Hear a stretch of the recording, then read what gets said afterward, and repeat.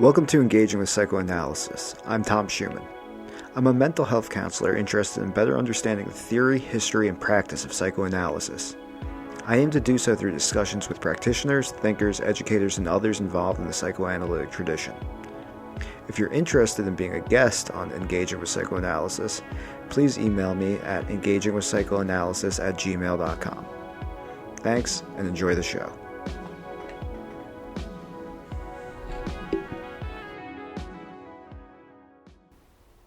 In this episode, I spoke with Dr. Donald L. Carveth about the therapeutic action of psychoanalysis. Dr. Carveth is an emeritus professor of sociology and social and political thought at York University in Toronto, where he taught for 46 years. Dr. Carveth underwent psychoanalytic training at the Toronto Institute of Psychoanalysis and has been practicing since 1984. He's worked as a training and supervising analyst, served as director for the Toronto Institute of Psychoanalysis, and was a co-founder of and editor-in-chief for the Canadian Journal of Psychoanalysis. If you'd like to hear more from Dr. Carveth, please check out his YouTube channel, link in the description. I go to it often, and I find it to be a great source of information on all topics related to psychoanalysis. Enjoy the interview. Kind of focusing on the process of psychoanalysis, that is what brought us here today, is a discussion of the therapeutic action in psychoanalysis, which I think is a really great first topic to kind of tackle on the show, because somebody without much exposure to psychoanalysis outside of, film or television, I think, it's kind of mystifying. Like, well, what is it about this very non-directive, usually, mode of psychotherapy? I think, typically it tends, other schools of thought in psychotherapy are able to kind of explain themselves very concisely and, have for the past couple decades really succeeded in marketing themselves. But I think in most people's minds, how psychoanalysis works, it's kind of a mystery. I think we've done a bad job of explaining what it is we do. I think we could do a concise explanation. Part of the reason that we haven't is that the field has been divided into many different schools of thought. And these schools of thought often have rather different understandings of what psychoanalysis is and how it works.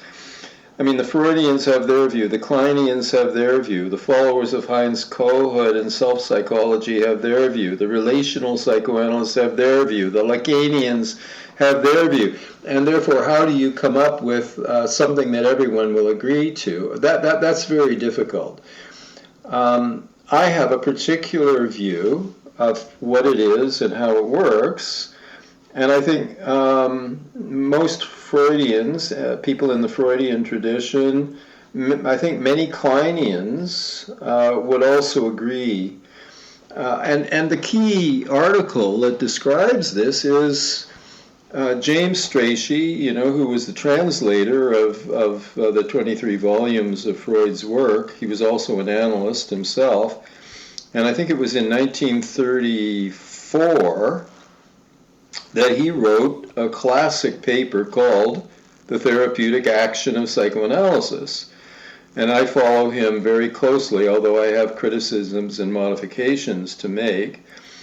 But essentially, what he's saying there is that the Freudians, in their clinical work, they see the essence of psychopathology. The culprit is what Freud called the superego.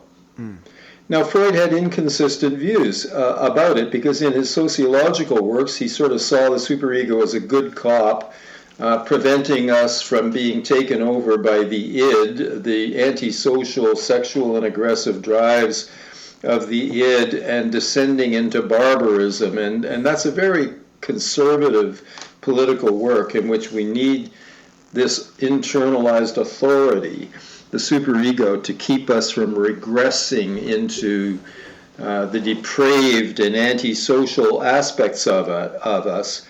And that's completely inconsistent, really, that view. And actually, that's the best known view of what the superego is, kind of like an internalized cop. It's inconsistent with his clinical understanding that the superego is a bad cop, a corrupt cop, a sadistic cop, something more like a hanging judge. You know, it pretends to be concerned about morality, but it really doesn't give a damn about morality. It likes catching you in wrongdoing because then it gets to do what it really wants to do, which is to thrash you, to flog you. And therefore, Freud, in his clinical work, discovers that nearly all psychopathology involves the sadistic superego. Whether we're talking about depression, what is depression? It is id aggression taken over by the superego and turned against the ego. So in depression, I'm beating the hell out of myself. I'm channeling my aggression away from the people I'm really angry at because it's too dangerous to attack them directly. So I turn it around and I attack myself. Now I'm depressed. And what is the essence of the depression? It's the superego whipping me. If I'm masochistic, I get other people to do the whipping, but I'm still whipping myself. Self-sabotage, the fear of success, getting wrecked by success, clutching defeat from the jaws of victory, all of these neurotic patterns of self-harm all involve the superego, which basically is composed of two elements. Id aggression turned away from others, back against myself. That's the real engine of it. But then secondarily, it's the internalization from the culture of the folkways, mores, and the laws that come in from society. And another of Freud's failures is that while he saw that this second layer of the superego is internalized from society, he didn't pay much attention to what that involves. Racism, sexism, heterosexism, classism, all of this crap, this antisocial stuff comes in from society. So in one sense, Freud had things backwards. He thought that the antisocial came from the id, which he associated with the animal in us, and he thought that the good came in from society. It's the reverse. Our tendencies to be good, to be caring, to be altruistic, we share with our primate cousins. The animal in us is pretty good. The sadism comes in from the superego, so that it's society vis-a-vis the racism, sexism, all the ideology. That's what builds death camps. That's what drops bombs on civilian populations. I mean, you know, psychopathic people most of the evil is not done by psychopaths. Robert Lifton did this study of the Nazi doctors. Most of them were not psychopaths. They were dedicated physicians. And like dedicated physicians, what you do is you cut out the cancer. Mm-hmm. But they were racist physicians, and the cancer in their minds was the Jews. Mm. So they were being good physicians getting rid of the disease, which was, in their crazy minds, the Jews. Mm. Okay, so the people who do evil tend not to be psychopathic, acting out their id. They tend to be following superego ideologies of various kinds. Now, in his clinical work, Freud knew this. And so in one of his papers, he said the goal of psychoanalysis is demolition. That is his word. Demolition of the superego. The superego is the therapist's enemy. And Freud, that's a quote by Freud. Yes. Wow. All right. Demolition of the superego. Now, Sandor Ferenczi and Franz Alexander both agreed Ferenczi wrote that there is no complete analysis until we have achieved the, quotes, complete elimination of the superego. Mm-hmm. They wanted to hand over the moral function to the rational ego. Here is where I disagree with them, because the ego cannot serve, in my opinion, it cannot serve as a moral compass, because like science, it can tell us what is, it can't tell us what ought to be. And if it's okay to kind of cut in for a second. Yeah.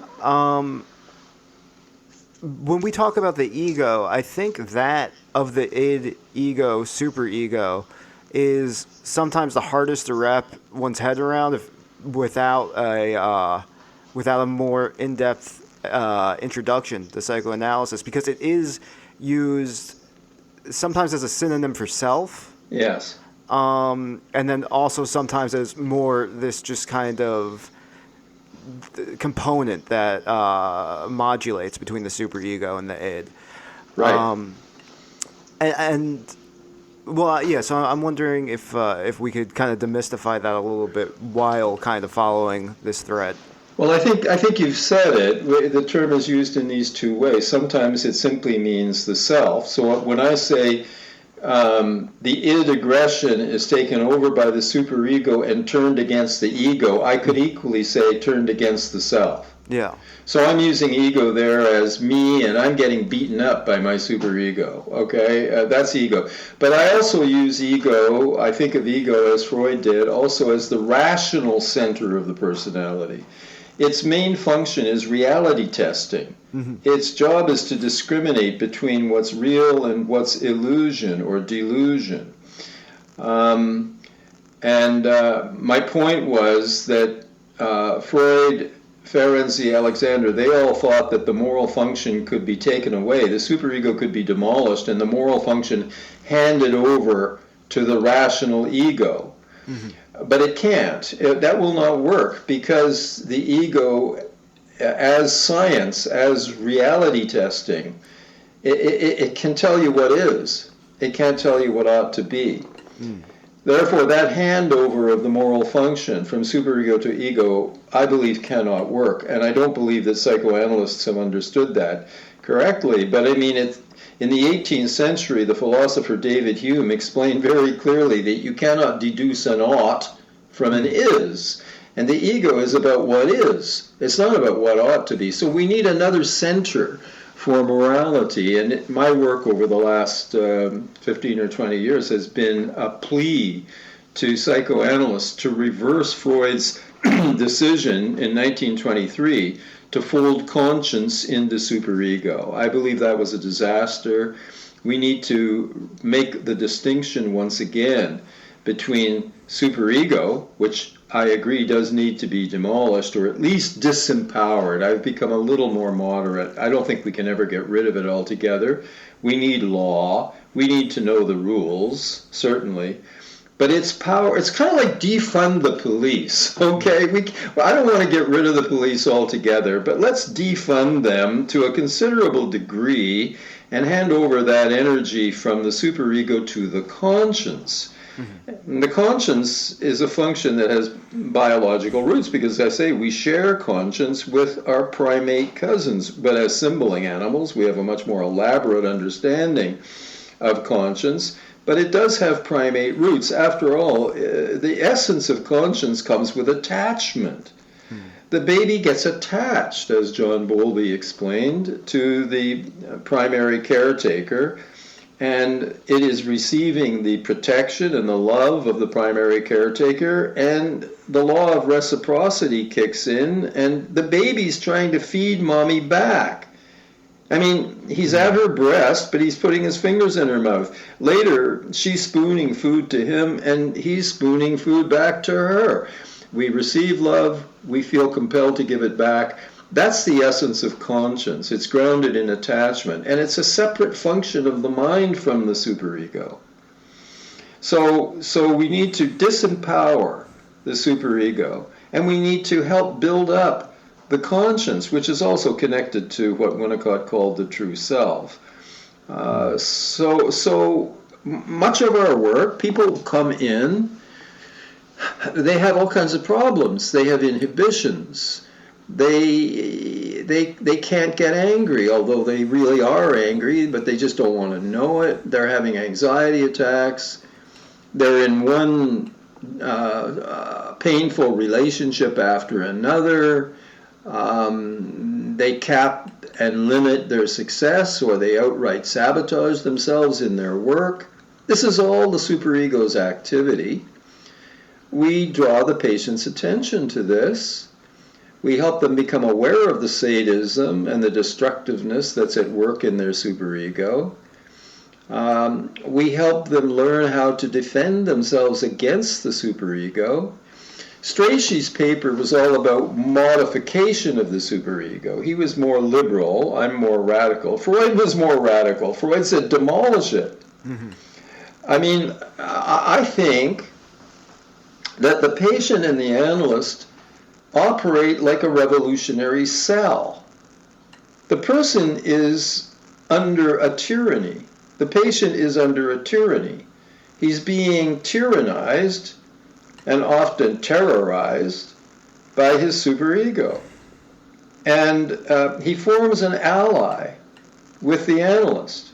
And together they plot to overthrow the tyrant. So how, I mean, implicit in that is an installation of a new governing body, the conscience. How is the conscience empowered and given supremacy over the superego? What is the therapeutic method by which that's accomplished?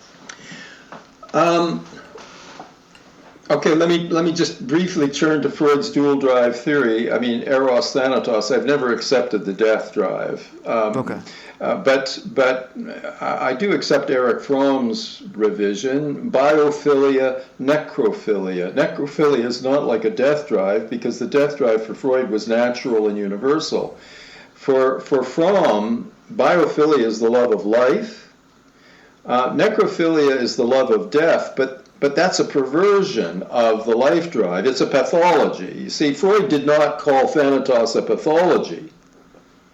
He thought it was a universal element of human nature. For Fromm, biophilia is a universal life drive, but due to blockages and traumas and so on in childhood, sometimes the life drive is blocked and people develop instead a love of death. And that's a pathology. And the superego is often loaded with this destructiveness. So what I'm trying to say is that developing one's conscience is the same thing as developing one's capacity to love. Okay, here's a quick definition of how mental health differs from mental ill health. Mental ill health means that your hating is stronger than your loving. If through therapy you get healthy, your loving will become stronger than your hating. And the more you love life and other people and your true self, the healthier you are. So getting healthy is all about loving. So I guess where my mind goes with that is because hating, an aggressive feeling, is something that the superego would try to disown, disavow, turn towards the self any number of ways. Or towards scapegoats. Yeah. So how does that get resolved? I mean, because it sounds like there would have to be some kind of recognition of hating and. Definitely, one has to. In earlier stages of the therapy, patient is full of hate. You're helping them understand that they are full of hate. I mean, look, I get a lot of businessmen, very civilized, successful, civil guys, and they're having panic attacks in the corporate towers. They don't even have a clue that they're angry. But it turns out that the panic attack, 9 times out of 10, the panic attack is because the anger is rising. And it's like a volcano that is about to erupt. And they are panicking because they don't want to be angry. Yeah. They don't even know that they're angry. Okay, so you help them understand that they are angry. And you help them learn how to let their anger come into their minds without acting it out. You teach them you can murder someone in your mind and nothing happens to the person. There's no magical connection between a murderous thought and a murderous deed. Gradually, they start letting themselves see how murderous they are, how enraged they are, and they start to learn how to tolerate those feelings without acting them out, either against others or against themselves. This tames the anger. The anger calms down because it is given a discharge through the mind and through fantasy without going into action. So now the anger is going down, and as the anger goes down, the loving feelings tend to come up. So if we were to kind of personify the superego and the conscience with regard to the hating, the anger, the conscience, the superego might say, no, you're not entitled to that, you're not... you shouldn't feel that. We need to hide that or turn it inward. Whereas the conscience might say, yes, that's fine. That Just has don't its hurt place. anyone. Just don't hurt anyone and stop hurting yourself. Yeah. You know, like, I mean, in church a few years ago, they kind of realized that the church was a good therapy for narcissistic men because it's all about, trying to be kind to others. And then they realized that many of the women in church were suffering because they're always so busy doing for others, they're not looking after themselves properly. So some of the churches started saying to women, listen, you do not own yourselves, you're God's property. And you must not allow God's property to be abused. So you must not allow yourself to be abused. Yeah. So conscience is saying to us, stop abusing yourself. You're doing the abuser's work for him. He may be in his grave, the guy who abused you when you were a kid, but you're carrying on his work. Cut it out. Yeah. So that is accomplished in psychoanalytic therapy by creating insight around the punitive functions of the superego. Exactly. Look how you are dumping the anger that you're afraid to express to your husband. Look how you're dumping it on yourself. That's your migraines. Learn how to own the anger. Learn how to now use the anger to help you find the assertiveness to stand up for yourself.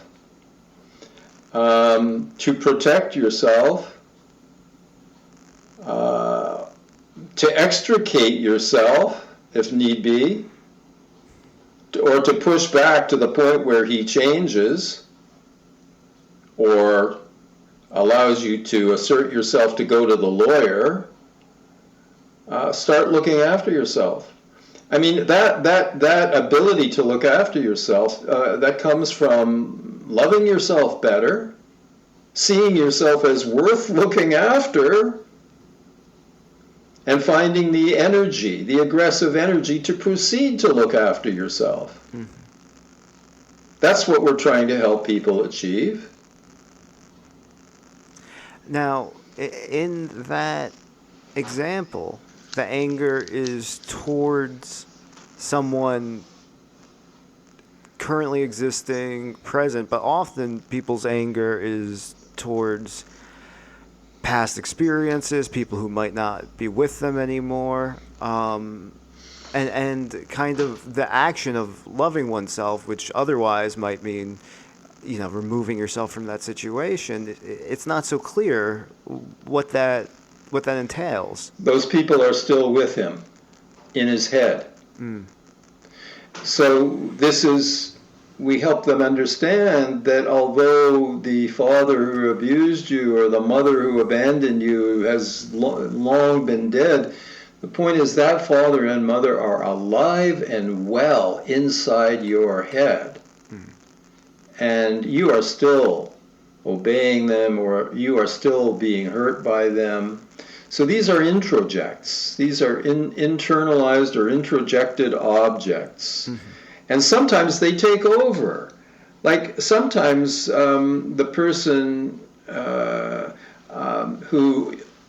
often feels like the victim of attack or abandonment, they become attackers or abandoners of others. Forget doing it to themselves. They do it to themselves. They attack and they abandon themselves.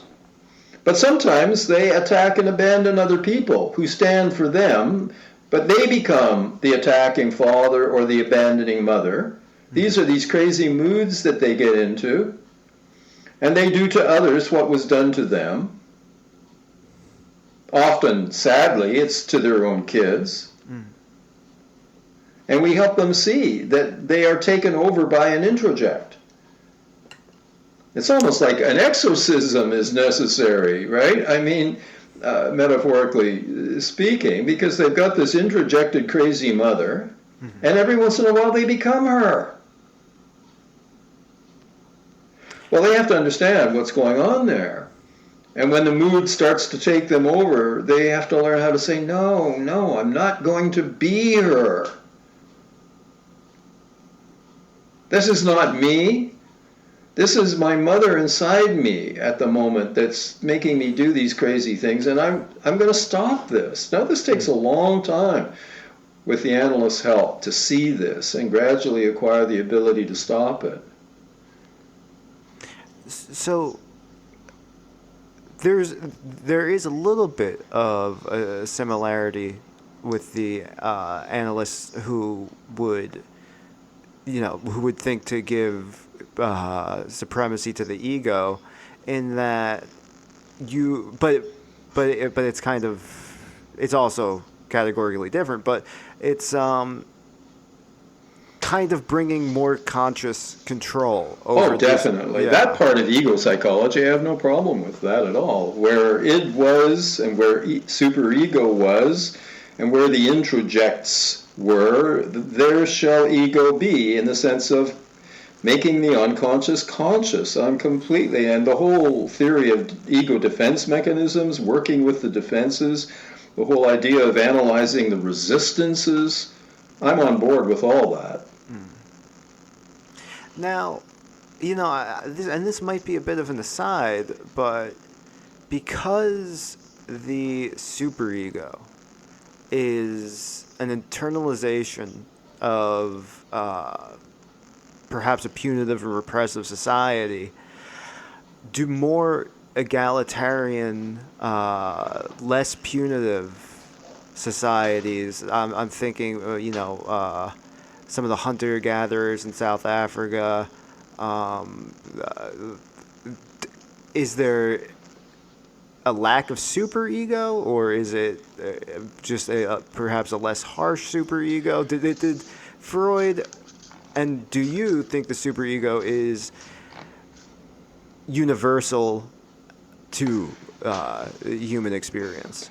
I believe it's universal as a structure, but it varies widely in terms of its content. So I think all societies will generate superegos, because all societies will generate rules.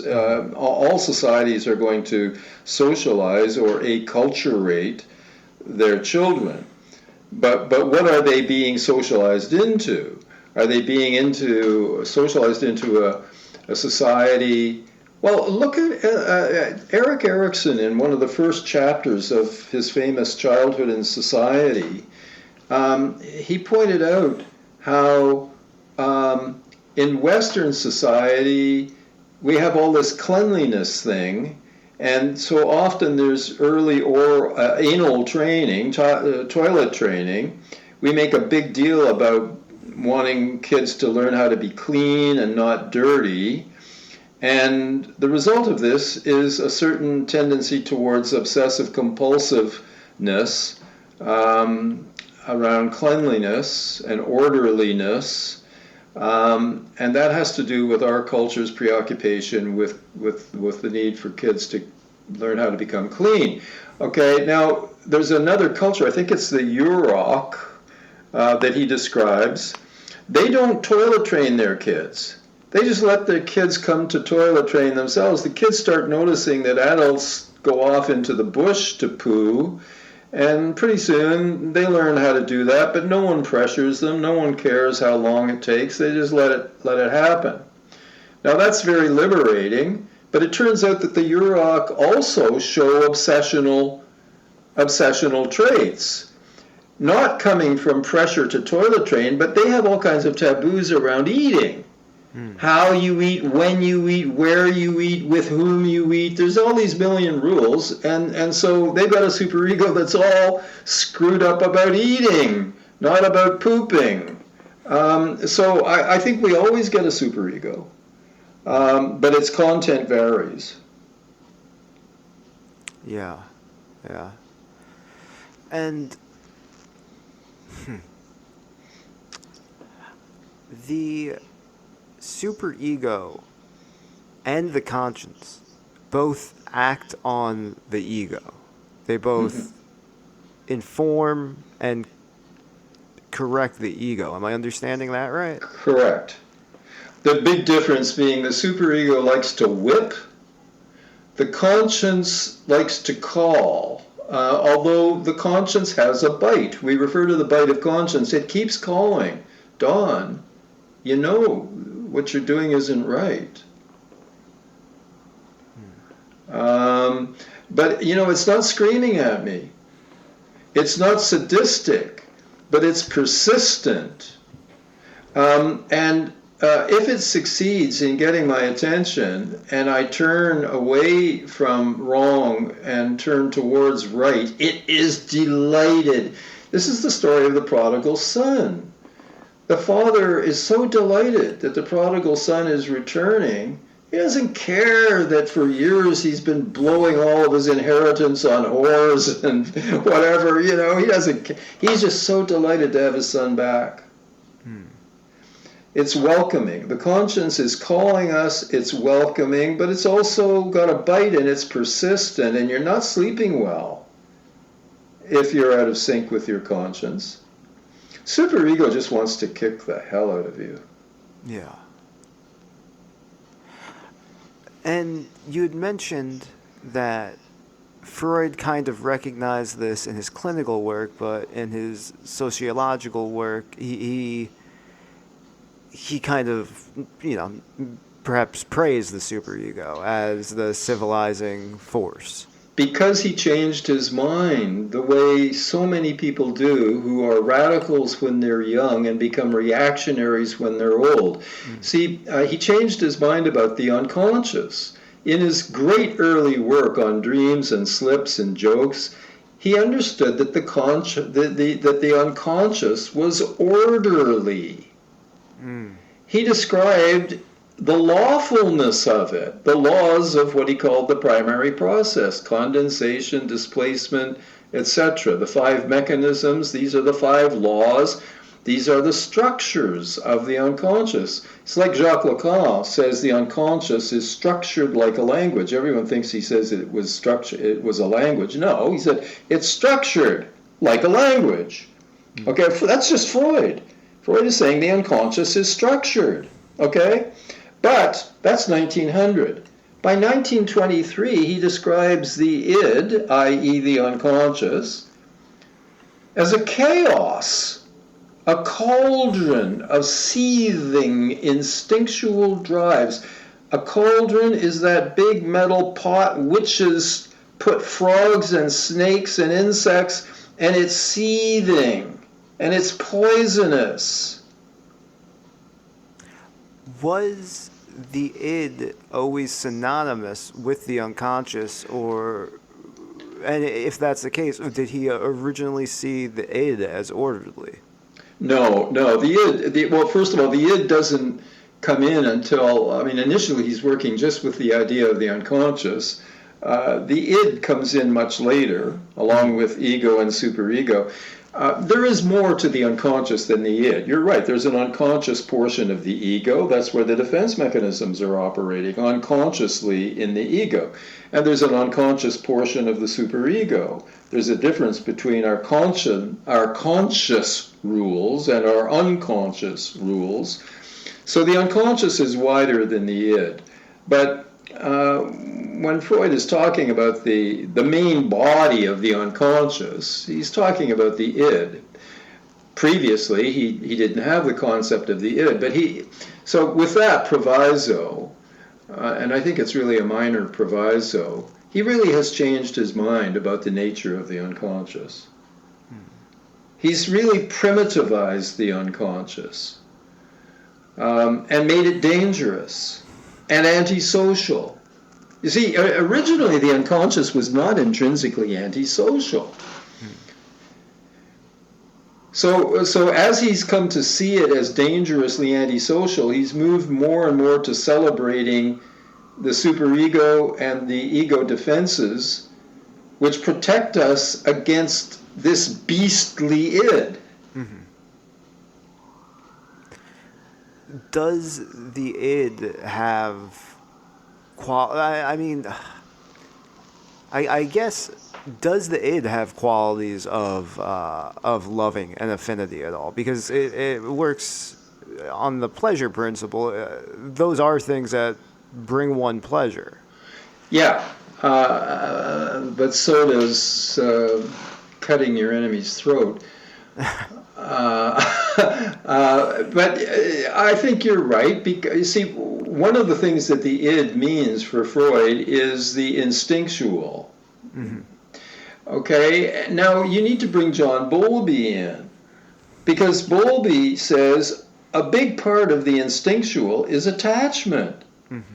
Like other primates, we come into the world with an unlearned, automatic, innate, instinctual need to attach.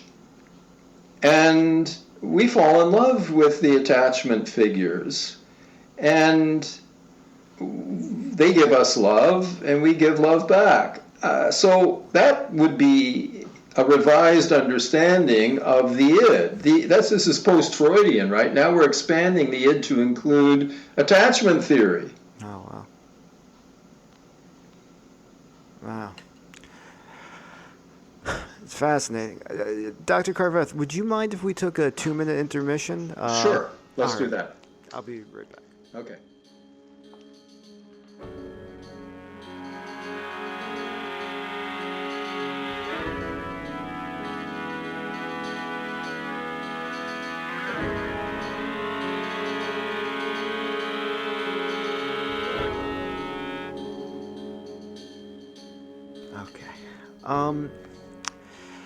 So to kind of, while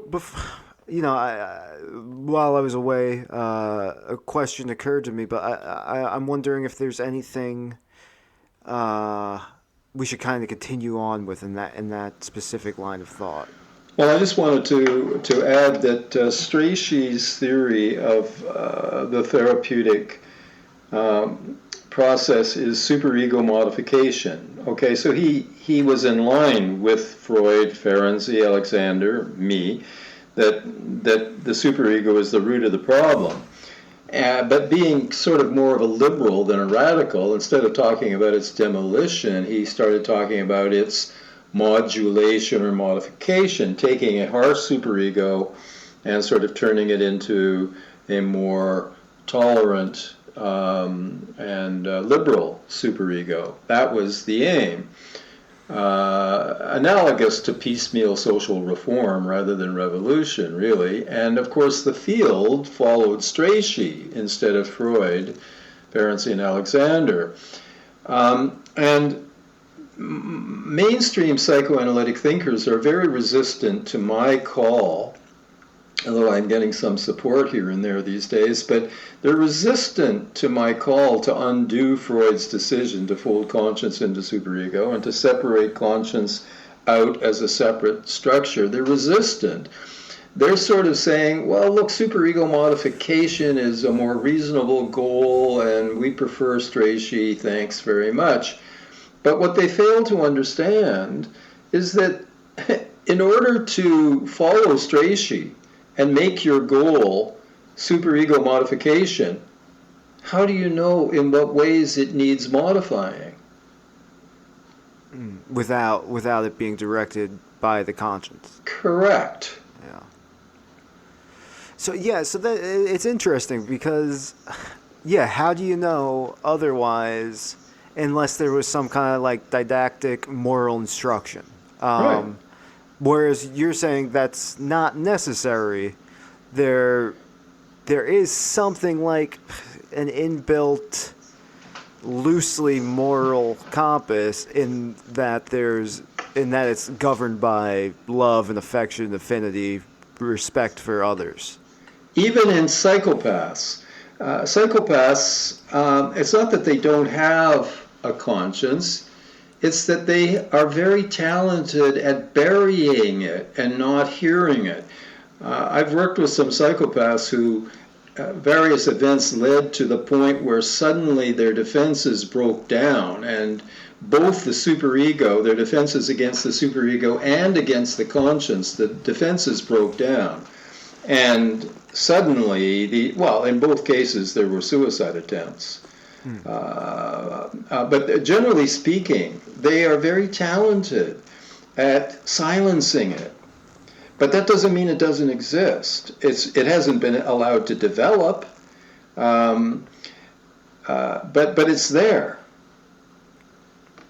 What would the unconscious motivation for silencing the conscience be? Oh, well, malignant narcissism, they want what they want when they want it. And they don't want to be troubled by either rules or the voice of conscience.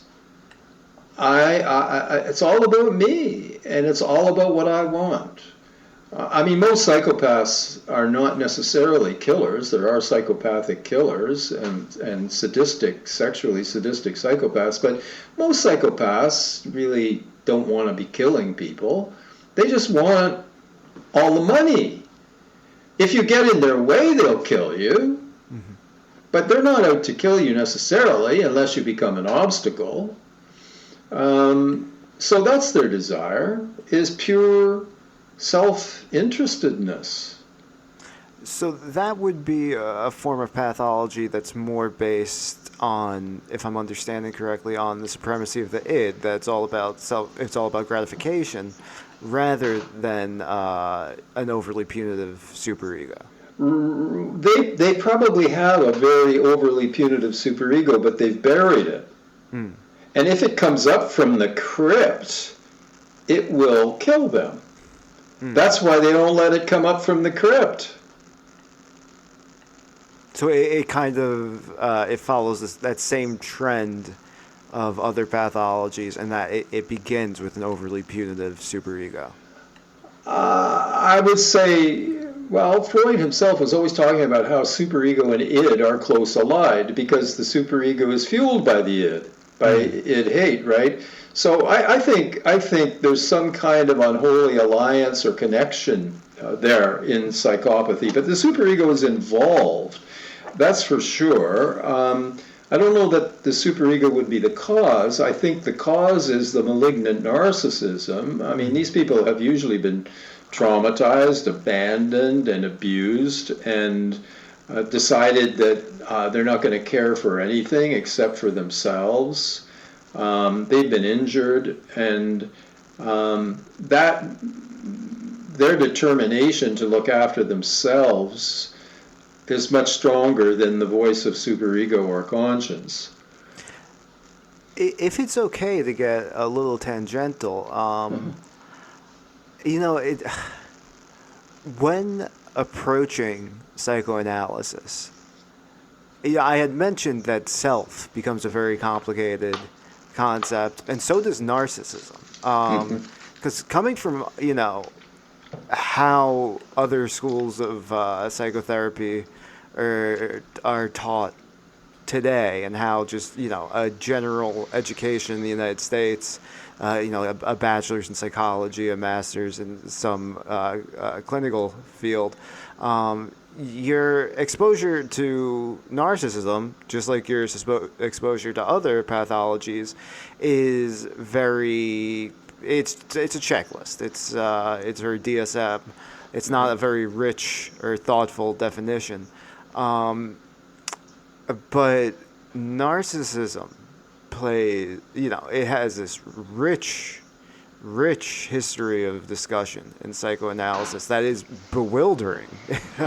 Yeah. And then because self is such an important concept in narcissism, as well as other areas of personality organization, other topics around personality organization. I mean, still, I'm kind of like, well, what exactly does this theorist or that theorist mean when they say self? And yeah. No, it's a very confusing area, but it's a shame that it's so confusing, because it's really, the way I look at it is very simple.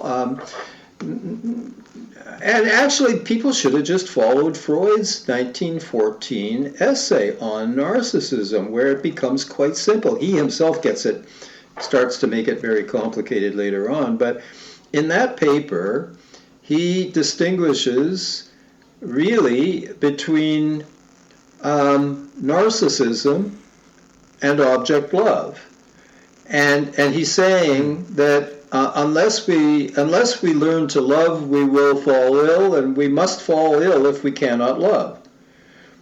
So narcissism is a failure to love others. Now, you can say that the narcissist doesn't love others because he can only love himself, but of course this is not genuine love. Narcissistic love is not genuine love at all.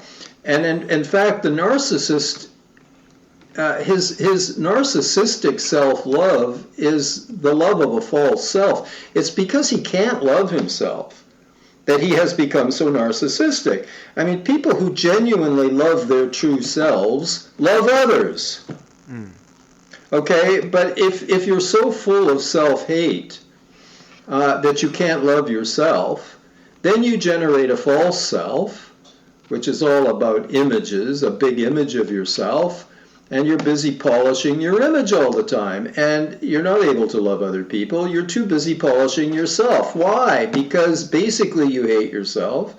You don't want to know about that. You generate this false image. You're obsessed with polishing the image. You have no time to think about other people. You have no time for empathy. So narcissism is self-obsession. And depressed people are narcissistic people, which is why we hate being around depressed people, because it's all about them. And then there are the Trump types, the grandiose narcissists. It's all about them. But it doesn't matter whether you're grandiose and manic or whether you're depressed. It doesn't matter.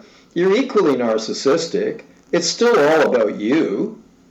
Do you ever give a thought to other people? Can you even recognize that other people are real? I mean, can you tolerate another person being different from you? I mean, so that's a pretty simple understanding of what narcissism is. So to get to that, to object love, to sincere love for the other, or a sincere appreciation for the other, one has to get over or bypass love for the false self. Right. But there is a necessity for love for a true self. Yes. And what is that true self? Well, the true self, I wish he'd done a better job of it, but Winnicott associated the true self with the infant's, quotes, going on being, unquote. Now, that should not be confused with its merely biological, somatobiological going on being. That's not what he meant. what he meant by the child's going on being is the child who is playing on the carpet and mother is not intruding and she's not abandoning. She's sitting there with her iPad, whatever, or knitting or a book, whatever, and he's so secure that he loses himself. He forgets himself. And then he wakes up with a start, a little bit of anxiety. He looks up, there she is. Oh, he might go over and lean against her and then slide back down and lose himself again. You see, he doesn't have to manage himself. He's not self-conscious. So it's confusing because the true self, the self that exists in those kind of flow experiences, but where there is a secure attachment, it's not self-reflective. It's not precisely. So how is love invested in something that we kind of lose awareness of when we embody it? Well, but this is where we go. This is Zen Buddhism. Okay, like they point out that you cannot shoot the arrow and watch yourself shoot the arrow at the same time. Mm-hmm. The watching of yourself shoot the arrow interferes with the shooting of the arrow. It's the same thing with love. In order to love, you don't need to watch yourself loving. Self-reflection is unnecessary to love. Mm. You just love. Which means you love her smell. You love her touch. You love her look. You're just wanting more of that. Yeah. And it's not about self-reflection. Mm. Spontaneity, it's the same thing with music. See, when a band is in the groove, now, they take a lot of practice, and self-consciousness is necessary to learn the instruments and everything else. But then one day, they're playing, and suddenly they're in the groove. And it only lasts a few seconds, and then it's gone, and then they laugh. Mm. They're laughing because they knew they were in the groove. And wasn't that great? They found the God spot, but it was a gift. I mean, you can't make that happen. Yeah. So that's spontaneity. Winnicott is good on the spontaneous, creative gesture that comes out of the true self. But unfortunately, the intrusiveness of the mother and the abandonment of the mother forces the kid to become self-conscious and to start managing himself. And he loses touch with his simple capacity to be. And in a good analysis, a deep analysis, the patient recovers increasingly the capacity to be and be free and freely associate. And the self-consciousness doesn't disappear, we need it, but it greatly diminishes. And the person moves closer and closer to their true self. And their relationships become truer, their work becomes truer, their creativity becomes truer. They have less patience with a false self. They have less need to hide and wear a mask. Mm. I mean, it sometimes becomes a little dangerous. Like I get into trouble because I walk around pretty much being my true self most of the time and saying what I think pretty directly, and sometimes I'm not. I get into trouble with the social justice warriors and the politically correct, both the totalitarians of both the left and the right, who want me to shut up. They want me to be crushed by my superego. Yeah. But I mean, I've had years of analysis, and I'm old and I'm unafraid, and so this is who I am.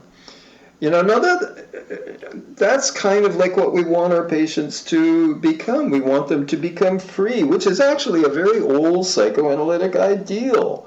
We want to free patients from symptoms, inhibitions, and anxiety.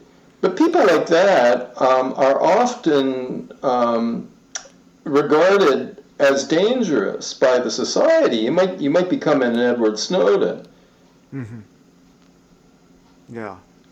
Or, I mean, yeah, or Martin Luther King. So the Exactly. kind of, yeah, that kind of, it does seem like that But you know what conscience. happens to people? I mean, or Jesus Christ, he got Yeah. nailed to a cross. There does seem to be something very threatening about that the loving action, behavior based, coming from what you're describing as the conscience. Yeah, you might decide to take a knee at an NFL game. It makes me. It makes one of the things. One of the sources where I first kind of my interest in psychoanalytic thought was picked was coming into contact with the writing of Christopher Lasch. Culture of narcissism. Yeah, and the role of self-evaluation in narcissism. Mm-hmm. And I'm wondering, do you think that certain trends in our society where there does seem to be a push towards on both ends of the social political spectrum, towards like punitive moralistic thinking, that there is that these pathologies born of an overly punitive superego might become more of a problem on a large scale. Yeah, definitely. So look, I work with Kleinian theory, and in Kleinian theory you have these two positions, the more primitive paranoid schizoid position and the more advanced depressive reparative position. So in the more primitive paranoid schizoid position, everything is splitting, all good, all bad. The move into the reparative position is the overcoming of splitting and the achievement of ambivalence. Now, democracy requires, it can only exist in the depressive position. People have to have been able to overcome splitting. When democracy is breaking down, as it has in the United States, there's a massive regression in the US to the paranoid schizoid position, which happens in all societies where democracy is breaking down. Everything becomes radically polarized so that families can't even have a Thanksgiving dinner in America because the Democrats can't talk to the Republicans and vice versa. The society is so polarized. This is what happened in Weimar Germany, and out of that Hitler emerged. Out of this split, Trump emerges. I think America is in great danger. And it's not the only society. This is happening kind of worldwide. And democracy is in danger all over the place. What's the real cause of this, though? Late capitalism, neoliberal capitalism, has had, and of course there's another split between the less than 1% who have all of the wealth and the 99% who don't. Another split, the middle class is disappearing. With the disappearance of the middle class, there's the disappearance of democracy. So I think we're in trouble. And in a society in that situation and accelerating towards further into that situation, one might expect, kind of as we said a few moments ago, that if they were to try to embody a conscience-based, loving way of engaging with themselves and others, that there could be a reasonable expectation of being slapped down. Yes. And if that is how one conceptualize mental health, it would almost be, there would almost have to be a warning of become mentally healthy at your own peril. I think this has always been true. I think this has always been true. Well, listen, I identify with the Christian tradition, and I don't know who it was, but someone said, it's if you choose as your leader this guy who got crucified, chances are that might happen to you too. And that is what often happens to people who tell the truth and seek to do what's right. I mean, poor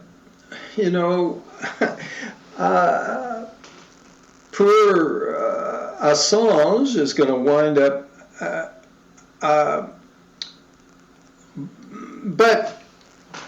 but see, I don't think there's any other way, because I don't think the other approaches to change are successful. If the revolution is motivated by hate and anger, however justified, the leaders of the revolution, when they take power, are going to become totalitarian and undermine the revolution. So I've always been a Christian socialist or a Christian anarchist,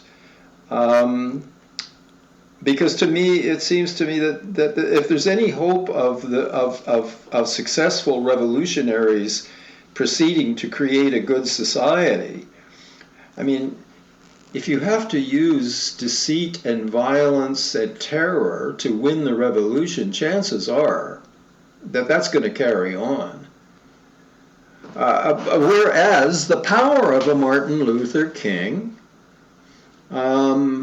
I don't know whether Ed Snowden has encouraged a lot of people, but boy, he's one of my heroes. Julian Assange is one of my heroes. People who live that way can have a powerful, inspiring effect. Yeah, and I wonder if part of the benefit of enriching one's conscience is to be able to bear it when you are slapped down. Well, that's a central part of the Christian tradition says exactly that. If I'm at peace with my conscience, death, where is thy sting? I mean, it's a matter of those guys walked into the Colosseum with the lions, and they were torn to bits. But now, of course, this can easily stray into a kind of fanatical ideology. I mean, the guys who flew the planes into the World Trade Center also thought they had God on their side. And I'm sure the guys who dropped the bombs on Hiroshima and Nagasaki, maybe they thought they had God on their side too. So I'm not at all saying that the believing that you have God on your side is always correct. By no means is it correct. It's often a fuel for fanaticism. So we got to make a big distinction between a belief that you are doing right from whether you really are doing right. And that is a major problem of discernment, because ideology takes over our minds. And I mean, I would also imagine, because even though there is this compulsion towards acting, I keep using the word acting lovingly. I hope that's accurate enough to what you're getting at. Yeah. Even if the conscience compels us to do that, it doesn't really have the self-reflective features of the ego. Well, that's why we need the ego. But the ego is like an instrument. The ego is like a computer. Mm-hmm. Okay, if you sit down motivated by love, well, use your computer to help figure out what you ought to do. and what the likely consequences, use science to predict the likely consequences of line of action A as opposed to line of action B. We certainly need the ego. We certainly need rationality. Yeah, and that as well is hijacked by ideology. Absolutely. Yeah. I mean, the guys who designed the bombs, are high ego functioning scientists and technologists. Yeah. This has been incredibly fascinating. One of the things that kind of keeps me coming back to your videos is that there does seem to be a place where psychoanalytic thinking terminates in the way that you phrase it. It's life affirming. It doesn't have to kind of end at this trying to create normal misery. Is that the Freud quote? To try to get neurotic misery down to normal misery? Yeah, he words it, you will be able to convince yourself that much will have been accomplished if we can convert your hysterical misery into ordinary human unhappiness. Yeah. Yeah, whoop-de-doo. This is, it's beautifully worded. The guy could write, but it's very unsatisfactory. I'm not happy helping people. I want people to be able to find joy, not walk around in permanent bliss. Who does? But to have a capacity from time to time to experience joy. But even more than that is peace. Like, I'm Anglican, and I like the fact that in the service many years ago they started including the peace. In the middle of the service, you turn around and you shake the hands of the people around you, and you say, "The peace of the Lord be with you." Peace. Just think of the peace. And there's that passage in the New Testament where we refer to the peace that passeth all understanding. What a phrase! The peace that passeth all understanding. Well, just think of peace. That's a goal for psychoanalytic treatment, to be able to sit in the sun on your back porch and feel thankful that you're still on this side of the grass and that the sun is out and you can feel it on your face and you can just be. The capacity to be is something that a good, deep, successful psychoanalytic therapy, which people can't be. They're running around, they're doing this, they're doing that. They can't sit still in today's society. But to learn how to sit still, be able to sit still, well, of course, you've got to be at peace with your conscience. You have to genuinely like yourself by being likable. Like, I started with a guy who, he told me how he was currently living with a married woman, and he had his eyes and designs on another woman who happened to be married, and then he complained about his depression, and then he sort of said, he has trouble, sitting still, because he doesn't think he really likes himself. I said to him, "What's to like?" I knew he was a thick-skinned narcissist, not a thin-skinned, so he wasn't going to bolt out of my office. I knew, what do you mean?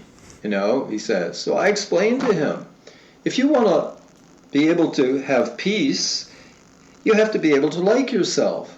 You don't, because your behavior is not very likable. If you want to like yourself, you have to become likable, duh. Okay, so let's figure out how we can work together to help you become a more likable man. Then you might like yourself. Then you won't have the depression. Then you won't have to be drinking yourself silly all the time. Mm-hmm. But more and more in today's therapeutic culture, people are instructed to sit with themselves, to sit with their experience without addressing that they might be sitting with some really unpleasant aspects of themselves or some really intolerable aspects of themselves. Correct. And therefore perhaps not really sitting with themselves, because Exactly, or not liking the person they're sitting with. If they've got work to do to change their behavior, make themselves more genuinely likable, and then they can sit with a likable person, and they can sit there liking themselves and feeling peace. So peace would kind of be the real way that mental health is conceptualized in your approach to psychoanalysis. Well, now I have to qualify that because peace is a wonderful thing, and it is definitely a goal. But there are things that we ought to allow to interrupt our peace. I'm not just sitting on the backyard enjoying my peace when racism is rampant. When sexism and heterosexism and classism are rampant, I'm going to get off my backyard and go to the protest. Mm-hmm. Okay, so we don't want to celebrate peace to the point where we become apolitical. Meanwhile, injustice is spreading through the world. No, that's not what we mean by a valid sense of peace. So momentary peace might be a nice epiphenomena to the actual goal, which is to be able to kind of be at peace with yourself. Yeah. And to know what's right and wrong for yourself, but also to know, to have a sense of what's right and wrong in the world at large, and to work for the right and to work against the wrong. I mean, that's what we're here for, to try to bring about a better, more just, more loving world. But when I go to the protest, I'm not smashing and burning things. Yeah.